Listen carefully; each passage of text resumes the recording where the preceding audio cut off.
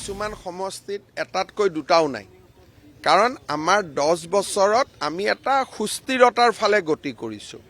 গতিকে বিজেপিৰ এনেকুৱা এটা বৰ্তমান আমি এটা সুস্থিৰ পৰ্যায়ত আহিছোঁ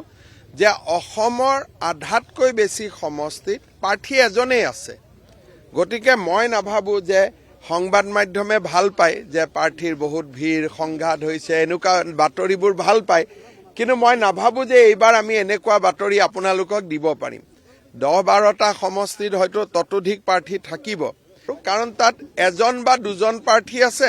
আৰু দুইজনৰ মাজত বুজাবুজিও আছে যে যিজনেই পালে হ'ব জিলা সভাপতিসকলে টিকেট বা প্ৰাৰ্থী নহ'লে আমি ভাল পাম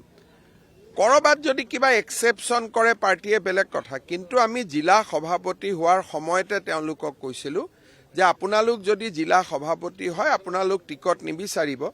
কাৰণ এটা সিটত আপোনালোক আবদ্ধ হৈ যাব আপোনালোকে গোটেইকেইটা সিটতে কাম কৰিব লাগে পিছত এমপিত খুজিব এতিয়া মোটামুটি আমাৰ মেক্সিমাম জিলা প্ৰেসিডেন্টে টিকেট নুখুজে বা তেওঁলোকৰ আগ্ৰহো নাই